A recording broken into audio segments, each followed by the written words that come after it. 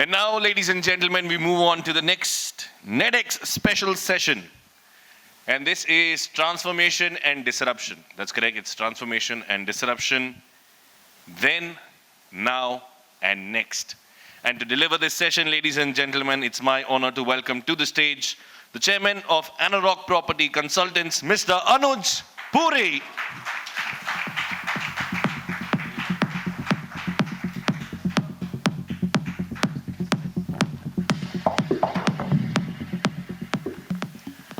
Thank you very much. I know it's a Friday evening. You've been put into this room for a very long time. You must be waiting when we guys are going to disappear from the stage and you get some alcohol in your bodies. I'm not going to be that long. What I did was, because it was next gen, and I've been in the industry for 25 years, I said, what are the 15 learnings that I have had over the last 25 years? And that is what I have quickly put into 15 slides. My learnings of 25 years for the next gen, so that you make mistakes, but don't make the mistakes that we guys have made. And so this is what the learning is. Very quickly, we had an annual day, and I was interviewing Mr. Deepak Parekh that day. So this is an interview between him and me. And I asked him, what was going to happen with the residential real estate. So this is what he had to say. It's a sort of 20-second clip. And after that, I'm going to get on to the learning. But I said, let me just start with this clip that was my interview with Mr. Parekh of a few weeks ago. Oops. Sorry, that interview goes away. Basically, he really said was, interestingly, that there are three things that are in favor of the residential real estate market at this moment in time. One is the burning desire of the millennials to buy. Second is very increased affordability index. And it is important to understand what that means is that the real estate prices have remained the same over the last 5 years, but the incomes have gone up. So as a result of which, the affordability has come to its highest ever. It is the best time to buy. And then obviously the third was the easy liquidity. That's what he said in this video. But the 15 learnings that I have, the first learning is, guys, if you ignore the millennials, it is at your own risk. A lot of the guys who are the decision makers are actually not sitting in this room.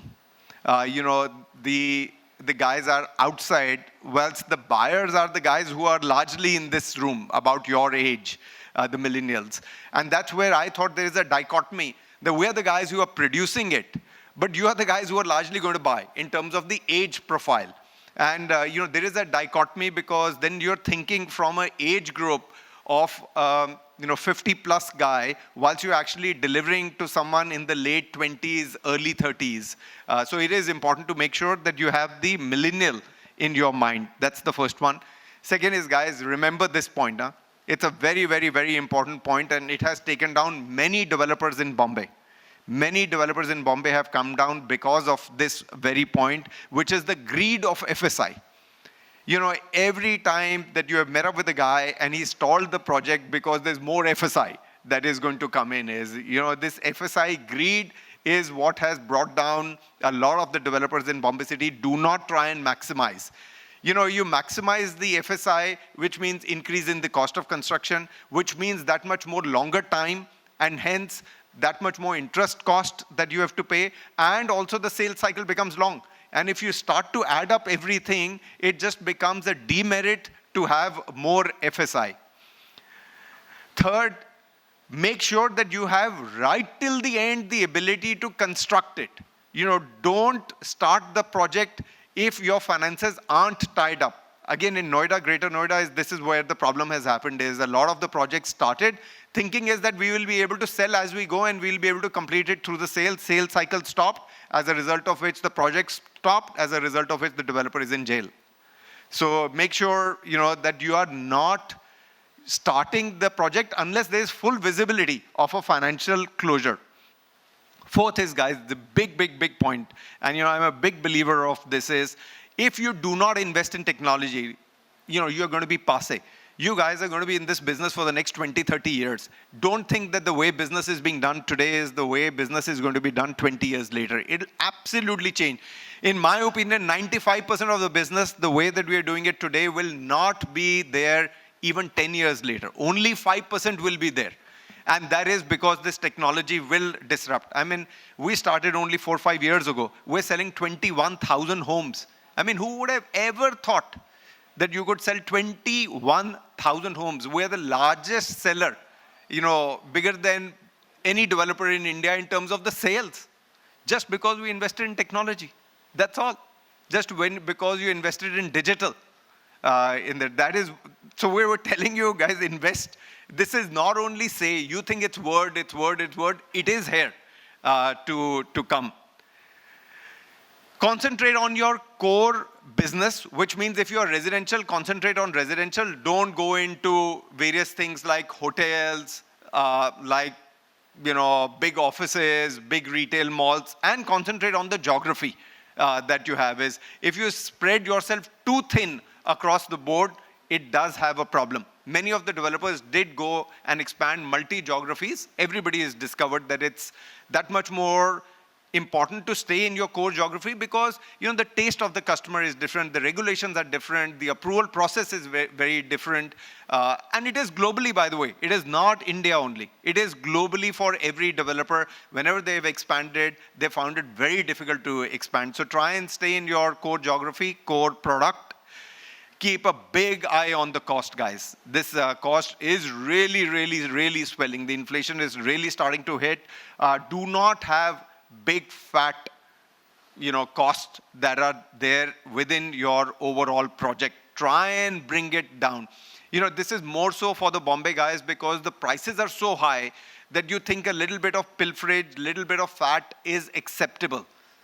If you were to speak with a guy in Bangalore, or a guy in Pune, you will see is they are so cost-minded because their sale prices have very thin margins. So make sure that there is a big eye on that on the cost. This is an interesting point that I said is sell and repent rather than holding on it and repent. ये हर बारी होता है. मैंने सस्ता बेच दिया. अरे boss, doesn't matter. Sell and repent. I have a very close friend of mine, Ashish Purwankra. जब भी उसको मिलता हूँ, पहले बिकता नहीं, तो बहुत उदास आशीष, and then he's selling beautifully, अभी भी उदास. मैंने बोला अब क्या हुआ? बोला कि लगता है सस्ते में बेच दिया, इतनी जल्दी बिक रहा है वहाँ पे. So I am saying is, boss, still go ahead, sell and repent. Repent तो आप करोगे ही किसी भी way से. So it's better to sell and repent rather than hold and repent. Guys, you'll have to make this brand. I mean, I have a lot of data behind that. All that I would say is that 2017, the organized players were 17% of India's sale. Today, they are at 38% of India's sale. So in 5 years, from 17%, they've become 38%. We think this will go up to 65%. Brand is going to be extremely important. And brand, I don't mean is just advertising brand.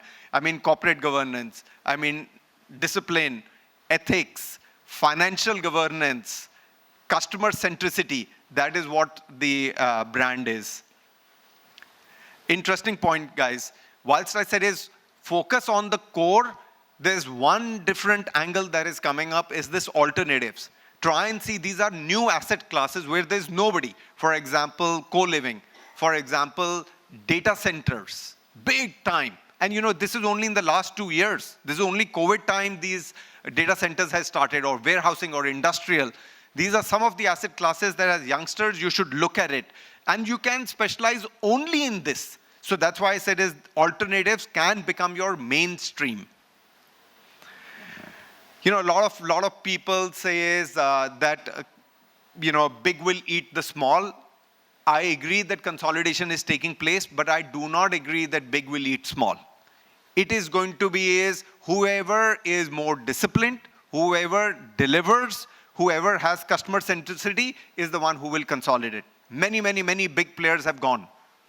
I mean, in Delhi, Amrapali was a big one. Supertech was a big guy. Unitech was a big guy. So, it is not about the statement that big will eat the small. It is the guys who are going to be more disciplined, more smarter, more delivery focused are the guys who are going to be able to consolidate the others. This is interesting. In 25 years, I've learned this, guys, that there are smart people and then there are relentlessly disciplined ones. We think is that the smart wins. Actually, in real estate, it is the disciplined one that really wins. There may be smarter people outside this room, but if you guys are disciplined, you're likely to win the race. Interesting as a developer, this point is, does come out that who has a bigger car. So don't let your egos drive the business, guys. It is important in there. And the next line is a very important line is, in a war of egos, the loser always is the one who wins. The loser always wins in the war of egos. So make sure, you keep the egos aside when you are doing your products. It doesn't mean that you have to be more expensive than the next guy. There is no ego in saying I sell at a higher price than the other guy. And, just make sure that that is not what is contextual. My second last point, these big black swan events, which is what we've had, the COVID, we will have it. In your lifetime, you will see it. In the next 20, 30 years, there will be another event. There will be maybe 2 other events. Make sure you're well prepared. Your balance sheets are well prepared. And it is not only for real estate, by the way, it is for every sector. It is for retail, we have seen it. It is in manufacturing. It is in financial services. Every sector, we have seen that there has been a consolidation. The guys who went weak into the COVID are the ones who perished. Who were strong, who went into COVID, have emerged stronger on the other side. So there will be black swan events that will happen. Make sure that your balance sheets are really, really tight to be able to go into that. And the last one is, guys, make sure that you're learning, you're unlearning, and then you are relearning. And that is the only way that you're going to be able to progress. Thank you very much.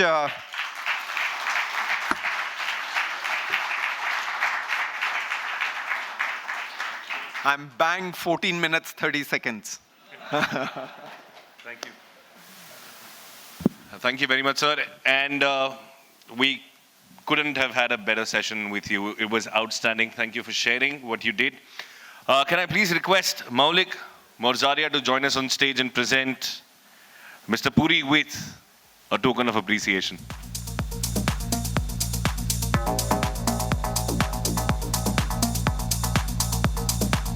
Check.